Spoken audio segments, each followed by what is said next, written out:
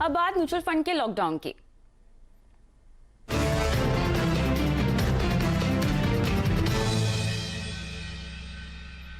Corona संकट का mutual fund industry पर असर दिखने लगा है। देश के जाने माने mutual fund Franklin Templeton India ने अपने 6 डेट फंड्स बंद कर दिए हैं। इससे निवेशकों के करीब 28,000 करोड़ रुपए अटक गए हैं। लेकिन चलिए इसको हम समझते हैं विस्तार से। हमारे सहयोगी यतिन मोता हमारे साथ जुड़ गए हैं।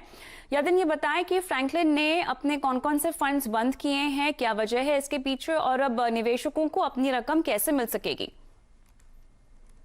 देखिए, सबसे पहले तो ये बहुत ही शॉकिंग न्यूज़ थी जब ये कल शाम को आई और फ्रैंकलिन टेम्पल्टन ने एक वाइंडिंग अप का नोटिस दिया कि उनके जो 6 क्रेडिट म्यूचुअल फंड स्कीम्स हैं जो डेट म्यूचुअल फंड्स की कैटेगरी में आते हैं, उनको बंद कर दिया जाएगा, उसको वाइंड अप किया जाएगा। इसका मतलब ये है कि कोई प्रकार के नया निवेश वो नहीं लेंगे। इसके अलावा कोई टाइप का रिडेम्पशन या पैसे वापसी भी नहीं होगी एज इट इज बेसिस पे।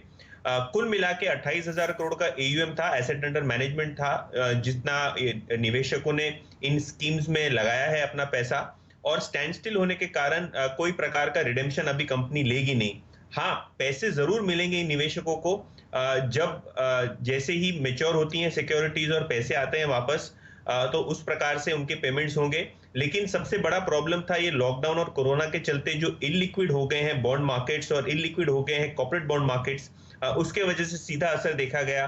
बहुत सारी NBFCs और बहुत सारे फाइनेंशियल इंस्टीट्यूशंस निर्भर होते हैं म्यूचुअल फंड इंडस्ट्री पे फंडिंग के लिए, और ये जो अभी 28,000 करोड़ का AUM ब्लॉक हुआ है, इसे कहीं ना कहीं दूसरे म्यूचुअल फंड्स में भी डेट सेगमेंट में प्रेशर आता हुआ दिखेगा रिडेम्पशन का। तो ओवरऑल बेसिस पे ये सारा जो मामला था वो थोड़ा पैनिक भरा था। इसका असर हमने मार्केट्स पे भी देखा जो आज लाल निशान में बंद हुए, और NBFC शेयर्स जो कि अपने दिन के न्यूनतम स्तर पे बंद हुए, खास करके बजाज फाइनेंस, चोलामंडलम इन्वेस्टमेंट्स और ये सारे पिरामल एंटरप्राइजेज, ये सारे NBFCs। सो ओवरऑल बेसिस पे म्यूचुअल फंड इंडस्ट्री को बहुत बड़ा झटका, इन्वेस्टर कॉन्फिडेंस को बहुत बड़ा झटका, और इसके अलावा ओवरऑल बेसिस पे जो NBFCs की क्राइसिस है वो कहीं ना कहीं इसके कारण एलिवेट होती हुई दिखाई दे रही है। शुक्रिया यतिन तमाम डिटेल्स के लिए। म्यूचुअल फंड इंडस्ट्री की मांग है कि RBI को म्यूचुअल फंड्स के लिए लाइन ऑफ क्रेडिट देना चाहिए और इसके अलावा बॉन्ड मार्केट को भी मजबूत करने की सलाह दी जा रही है। वैसे कॉन्फिडेंस बूस्टिंग के लिए एक लाइन ऑफ क्रेडिट RBI से म्यूचुअल फंड इंडस्ट्री के लिए मिलती है तो वो अच्छा रहेगा, बट हमारी कोशिश ये नहीं होनी चाहिए कि बैंडेड लगा के ठीक करें। हमें यह समस्या जड़ों से निकालनी है और उसके लिए हम अपने बॉन्ड मार्केट को डीपन करना है। आज भारत में कॉस्ट ऑफ कैपिटल बहुत ज़्यादा है, सेविंग्स का मिस एलोकेशन भी काफ़ी है, और उसका एक रीज़न यह भी है कि हमारी मार्केट इतनी डीप नहीं है जितनी और देशों की मार्केट है। तो डॉक्टर RH पाटिल कमेटी से लेकर बहुत सारी कमेटी बनी है जिन्होंने भारत की फिक्स इनकम मार्केट को डीप बनाने के लिए कई सारे रिकमेंडेशन किए हैं।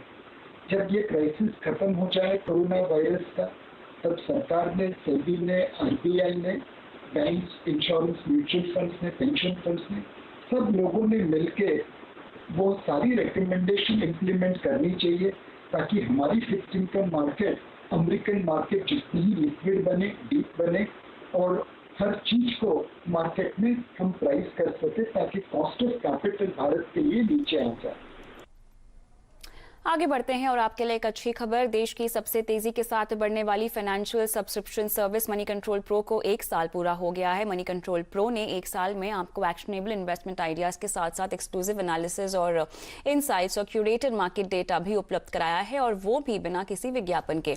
मनी कंट्रोल प्रो को ₹1 प्रतिदिन के स्पेशल ऑफर पर सब्सक्राइब करने के लिए मनी कंट्रोल पर लॉग ऑन करें और ₹20,000 तक के एक्सक्लूसिव बेनिफिट्स पाएं। याद रहे, ये ऑफर 21 अप्रैल से 7 मई 2020 तक के लिए ही है।